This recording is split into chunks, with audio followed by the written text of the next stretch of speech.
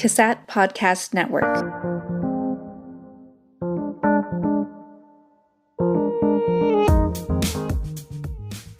Today we get to talk about sleep, shift work, and being on call, and ways that family members can support first responders, and really starting to understand how does the family dynamics work and how can the families also be supported in this shift work. So we're excited to talk with you today, Dr. Gilbert-Eliot.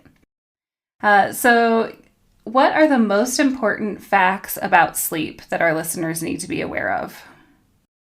So I love to talk about sleep. So this is a topic that every single time somebody comes into my office, they'll get used to. Pretty much after the third or fourth session, people will sit down and say, okay, I got 7.5 hours last night. So they'll start just reporting on it because they know it's so important, especially when it comes to trauma.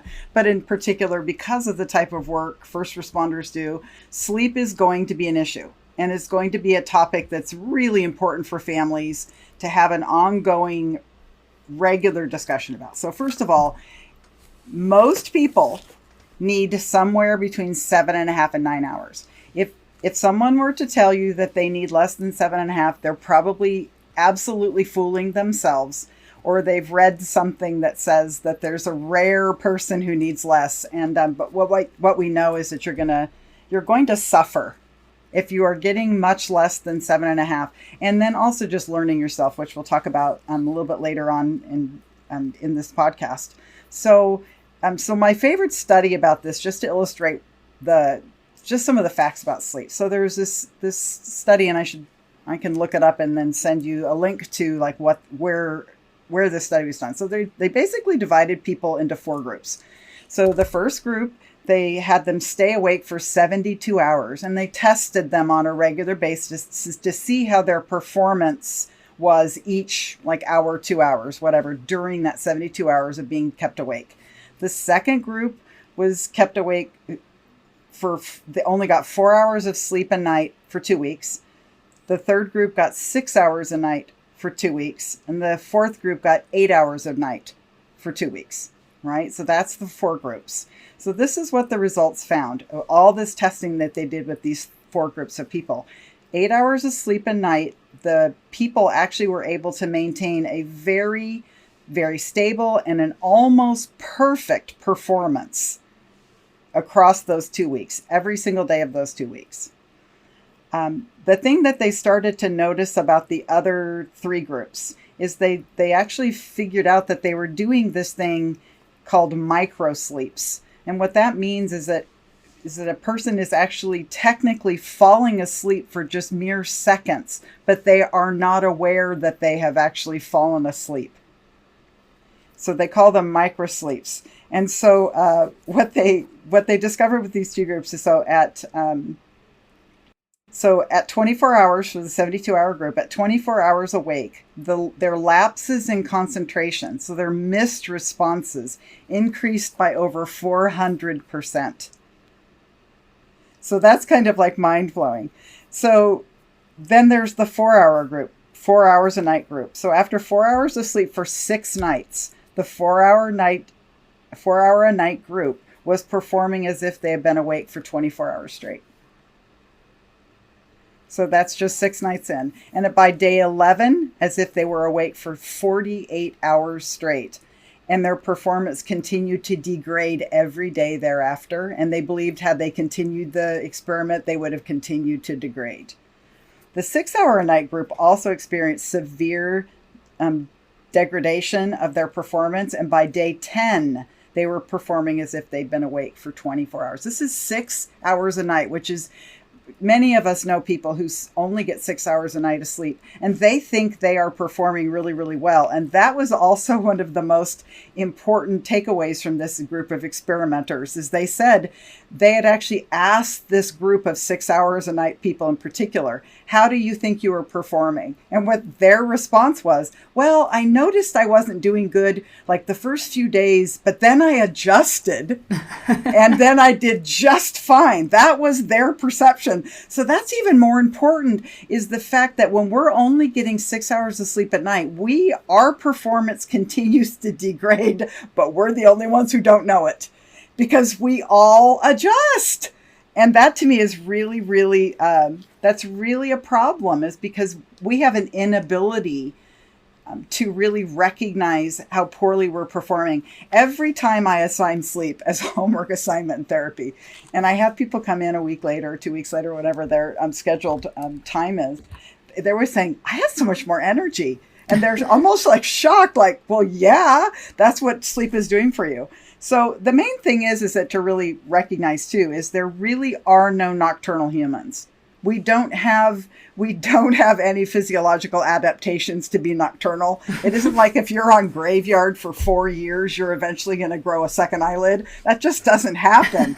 We're going to only have, we are all on either a daytime circadian rhythm or what would really amount to a swing shift circadian rhythm. There are humans that have that, but nevertheless, both of those rhythms still sleep during the dark. And so whenever you're on a graveyard shift, you are going to have additional struggles because we don't have adaptations to sleep on a graveyard. And then obviously in fire, for firefighters, they're up for 24 hours, 48 hours, 72 hours, depending on their shift. And so they are going to have some real struggles as far as that just really broken sleep. So sleep does a lot for us. It aids us in learning, attention, concentration, actually, and I could go into it, but if you end up reading a little bit more about sleep, you'll end up finding that when you have enough sleep deprivation, you are actually performing like even in driving, much like if you were actually legally drunk. That's how poor your reaction time is when your sleep is impacted. There's actually less injuries related to even just being a regular person who exercises. If you don't get enough sleep, you're much more likely to injure yourself just going to the gym. For example, a research study found that athletes who received about 9 hours of sleep nightly had a 15% chance of injury, but those who only got 6 hours of sleep regularly had a 75% chance of getting injured in the course of their workouts or in their performance in their sport.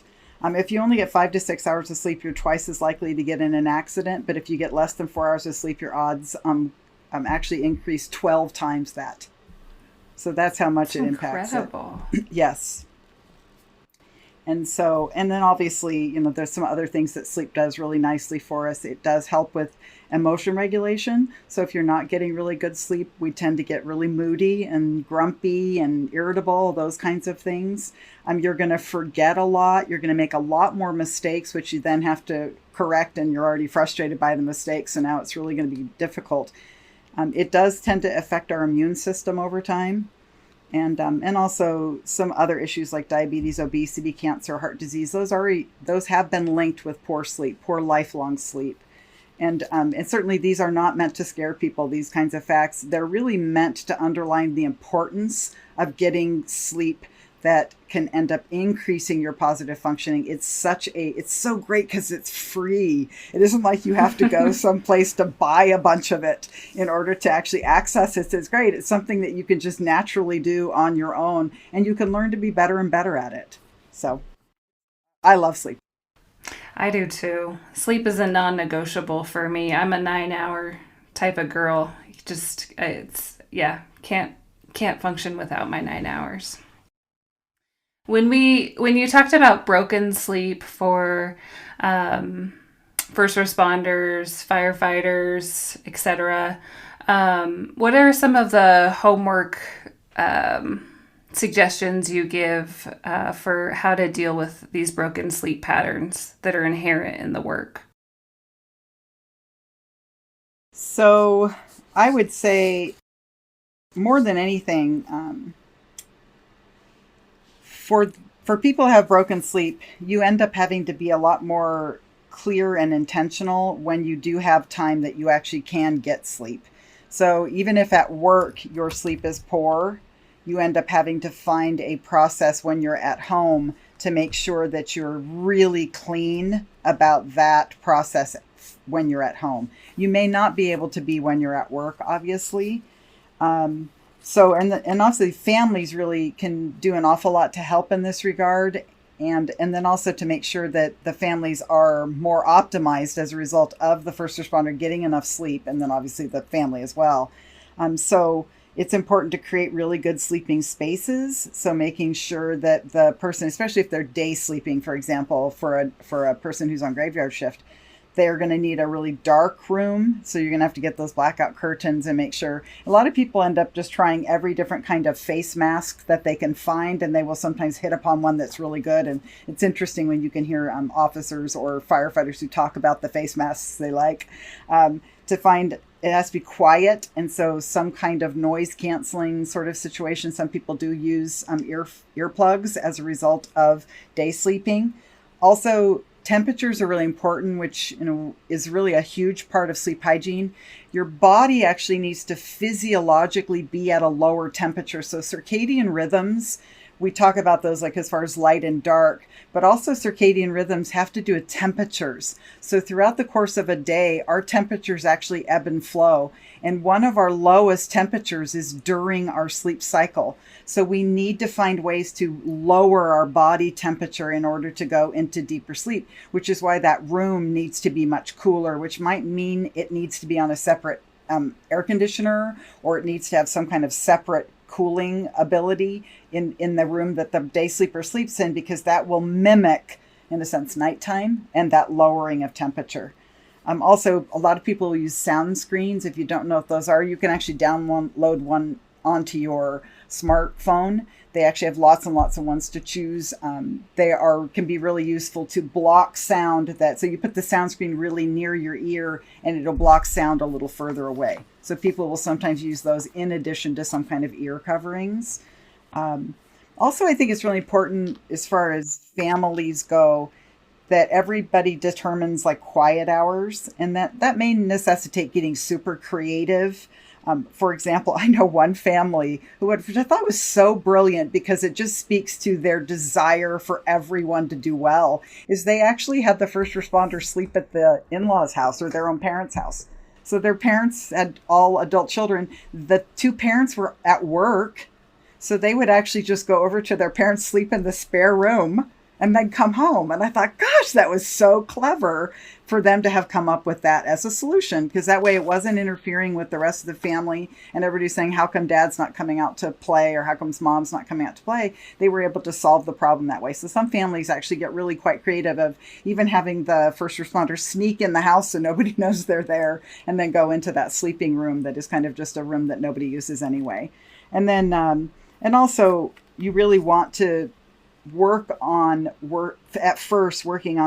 on quality of sleep over quantity of sleep at first, because quantity is something you need to be working on, but you also want to be over focusing on quality. Obviously, we need that 7.5 to 9 hours, depending on the person, but you want to make sure that you're also considering it's not just being in bed for 9 hours, it's the quality of sleep that you're getting, and to actually find some ways to figure out ways to increase that quality. Awesome. Thank you. What are some ways to increase that quality of sleep?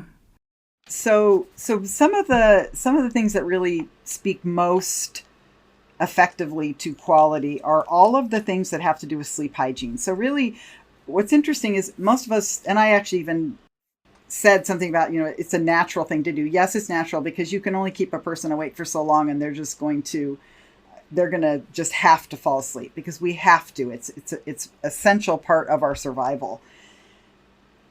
But there are some things that a lot of people think, well, it should just be automatic. Well, it isn't. So we actually have to train ourselves to be good sleepers. In a sense, most of us who are not natural athletes, we have trained ourselves to do whatever we do for exercise. It wasn't natural to us. So the same thing with sleep. Sleep is not always as natural as we would like it to be. So we have to train ourselves to be better sleepers. Some things we do is we want to have a really, really clear sleep preparation routine so that our brain is clearly signaled that we are about to go to bed. So we do this always with babies. We're sleep training babies out of complete desperation usually, but we know to do this, right? So we get really clear, like we're going to take bath time, and then we're going to tell a story, and then we're going to, so we have these things we do in a row that is signaling to the baby it's time to go to bed. Well, we don't outgrow that. We stop doing it, but we actually don't outgrow it. And so anything that we can do that really signals the brain effectively we're about to go to bed. And we usually consider the sleep hygiene routine as that 45 minutes to an hour before you go to bed, because what you're trying to do is you're trying to wind down. So you're trying to slow down. You're trying to relax. You're trying to do activities that would avoid noise and avoid light. Light is, in a sense, your absolute enemy to sleep, and that includes our phones, unfortunately, and television, which many of us have terrible habits with. But those things are not your best friends as far as quality of sleep. And then also things that prepare you for good sleep. An interesting one is a hot shower, and a lot of people take their showers in the morning. And what's interesting is they take the hot shower in the morning, and they can't figure out why it doesn't wake them up. It's because the hot shower actually makes you sleepy. Because it lowers your internal body temperature. That's the whole purpose of the hot shower. So if you really want to wake up, you take a freezing cold shower in the morning. And then what happens is it increases your internal body temperature, which then wakes you up. So it's actually the opposite. So a hot shower right before bed will lower that internal body temperature, which will actually help you sleep more deeply, because it does a very rapid lowering of your body temperature. And then also any of the other things that people do, like I always call, I read a boring book. And actually they're not boring books, but they're usually not books that I can't put down. I don't read those kinds of books before bed. I read something that I like to read, but that I can easily put down and pick up again the next night. And then things like maybe a slow little yoga routine or a nice meditation before bed can actually help you wind down and sleep better. Also, another thing that's super important for quality of sleep is you need to go to bed within 1 hour of the same bedtime 7 days a week. And that is so difficult for many of us. But when you're first sleep training yourself, it's really good to adhere to that strategy, because you're going to notice wow, it gets easier and easier. You may wiggle around with it once in a while, but I think after a while you get some real respect for it because it's wonderful. So you don't mess around with it as much.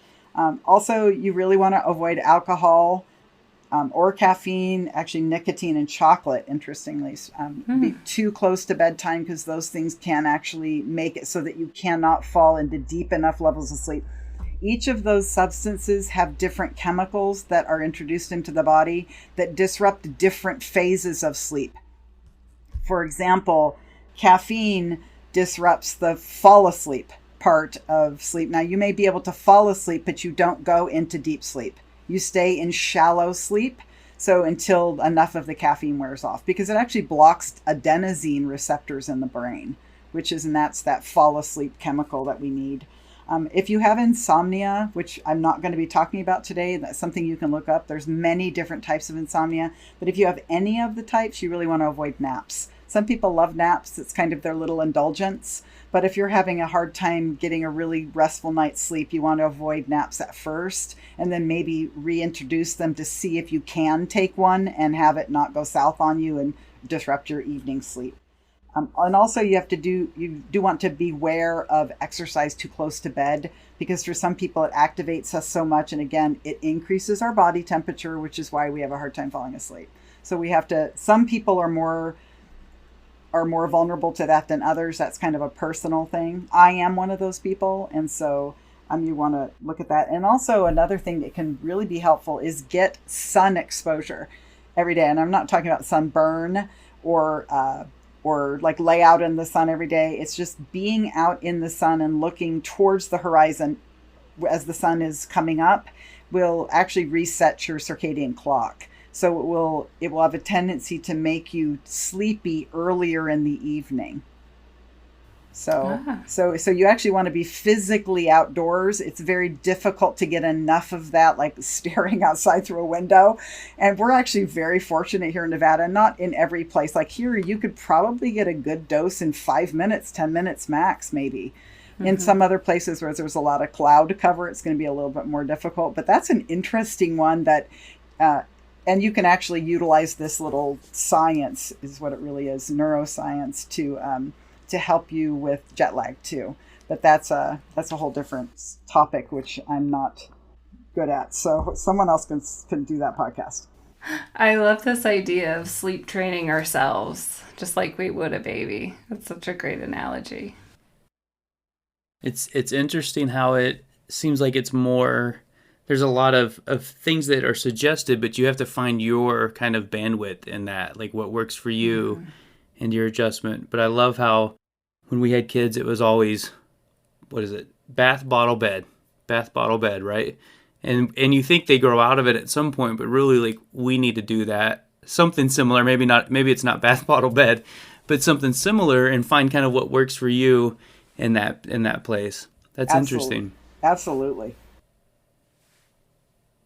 So, as you mentioned, on-call families need to be so much more intentional. What are some good tips to help them with this additional pressure that they face? So as a family therapist, I'm a really big fan of family meetings. And I think it's one of those things that sometimes in families we struggle a little bit if we aren't openly talking about something. So it ends up sort of being the elephant in the living room to a certain degree, or it's something that we regularly complain about, but we don't actually sit down and try to problem solve it. And to be able to actually have that as a topic, sort of people's physical needs within the family, and be able to have an ongoing conversation about, like, how are we doing? And adding that sense of that this is about optimizing the family as a whole. It's not just optimizing one member, but if like, let's say it's the mom in the family and she's working graveyard, if she's getting really good sleep, she's going to be so much more available as a mom. She's going to be more available as a friend, as a spouse, as a daughter herself. And so it ends up being a win-win for everyone. So having that as an open conversation, and then being able to work through any of the glitches about, like, let's say quiet time, or maybe it needs to be reworked that the family member sleeps in an even different room than they normally sleep in because it just works out better for the family. Having that being an ongoing conversation through even a formal family meeting would be really good. Also, for families that do work shift work or on-call work, it's really important for them to create some really flexible rituals of connection so that the on-call family member will have quality time with the family. So that's going to necessitate a lot of thoughtfulness and a lot of planning. So, like, let's say, for example, you're used to, like, one of your rituals of connection is family dinner, which is a really lovely way to connect with everybody. But maybe that family member is just not available for dinner a lot of the nights of the week. It may be that you have to get a little bit more creative about finding some ways of connecting maybe when they're just on their on-call schedule. Or it might be that when they are back home, like, let's say that they're a firefighter and they had a 24-hour, 72-hour shift, whatever it ends up being, and that you come up with some kind of really nice, like, transitional, like, ritual of connection. So you kind of reconnect in this really nice way, which could even be like, okay, we all do this really nice breakfast together as soon as he gets back home or whatever, before he goes to bed, or that's our time that we, and that first night he's back, we always have a movie night or something like that. So you kind of make it special after there's been this time where there's been a gap in that person being at home, so that you end up creating sort of just a unique ritual of connection. So you get to really reconnect. And also, I think for families, and this is another one of those, it's an ongoing conversation for families, is we have to really get aware of our own expectations of others. And I think this is just true of all of us, or maybe trying to be healthy people, but to recognize an expectation in your own head is one thing, which is amazing. But then to actually speak the expectation, and then to see if it's even something that is manageable. There's a little saying that goes like this, is an unspoken expectation is a premeditated resentment. And I've always felt like that is so true. It's like, so we will have these expectations of another person, like, oh, when they come home, it's going to be XYZ, but we never actually express the expectation. And then we are so upset and so angry with them that they aren't performing like we would like them to. So to me, if, I'm just a big fan. If you want a surprise birthday party, ask for a surprise birthday party, because if that's really what you want, and that's just, so act surprised, but at least you asked for it, and at least you're getting what you want, and there isn't some kind of a sort of a setup within any of your relationships. And also, when we share those expectations within a family, we're just opening up amazing communication between each other. And so that we can share our expectations of our children, share our expectations of each other, and that it just ends up being so much healthier to have that open communication. I've also seen first responders and families who you have your own internal expectation of, I better get up so that I can spend more time with my family and not sleep as much. Have you seen that, and do you have any advice for that? Absolutely. And I think that's where this really comes in, is that sometimes we end up having to know sometimes the expectations, obviously, of others, but also of ourselves, and then check in with other people. Would this really make it better? Is this just me putting a lot more pressure on myself, or a lot of internalized guilt in some way that I'm not a good enough, fill in the blank in some way or another. And that way we end up having that awareness. And again, it isn't always easy to be aware of how our own brain is ticking along. But sometimes our own emotional state can be a guide that way. So if I'm feeling bad a lot, to then check in with myself, what have I been thinking? Because usually they're usually connected. Actually, they're always connected. Yeah. Well, as we wrap up this episode, any other information or resources that you'd like to share with our listeners today? Sure. Actually, if you really want to do a deep dive into sleep, there's a great book by Matthew Walker, and he is a neuroscientist. And his book is titled Why We Sleep, Unlocking the Power of Sleep and Dreams. And he's actually a great writer. It's actually my evening reading. I'm almost finished with it right now. But he's a great writer. So even all of the research he cites, it's very, very intriguing and very interesting. It makes you really want to get better at it. There's also some really good articles out there. There's ones like for CBT, which is cognitive behavioral therapy for insomnia. So if insomnia is your nemesis, there are some really good treatments out there, but there are also some really good information online. And there's also a Sleep Foundation. It's an organization that has just dozens and dozens of articles on all different aspects of sleep, including, if you want to know more about sleep hygiene, if you Google sleep hygiene, they have just some really, really good information about some of the things to work on. And like Daniel had said, you have to crack the code of yourself. You have to figure out what is the sort of the perfect mix of activities or things you do that ends up enhancing your sleep. So it's just really understanding yourself that way. And there's some really great podcasts out there too. In particular, oddly enough, as we had already decided on this topic of sleep, Dr. Huberman, who's a neuroscientist at Stanford, actually started a podcast, and his first 4 episodes were all about sleep. Those are his first 4, and they were off the chain. They were amazing. So that would be, if you can, he's very, very, very densely informative. And so your vocabulary will increase as you listen to him. So it's really enjoyable, but you'll really learn a lot about sleep, and you'll get redevoted to it. And then also Matthew Walker's been on a whole bunch of podcasts. So if you want a really brief kind of sense of some of this stuff, you could, just Google Matthew Walker podcasts, and he's been on dozens and dozens. He's very, very, very well spoken, very entertaining. Wonderful. Thank you. We can put those in the show notes. Okay, Trudy, can you tell us just maybe some action steps that folks could take if they're wanting to work on their sleep, and just like a specific routine they could do, or anything you have on really how to get this under control? Okay, great. Yeah, some action steps I would really suggest for families is you want to be evaluating your sleep hygiene. So you want to determine, in a sense, even 3 new habits you could incorporate into your sleep process over the next few months in order to improve the amount and quality of your sleep. So you just want to add some habits. So like, even if it's just some small thing like taking that shower before bed, and then just start paying attention to how well you sleep. Also, you really want to take a deep look at that alcohol and caffeine use. I will usually ask folks who come in and see me, I'm going to ask those questions. And I usually tell people you have to stop drinking the coffee probably by noon if you're a regular nighttime sleeper, because that's about as long as you really want to. And then just notice what it does to your sleep. Notice that for yourself.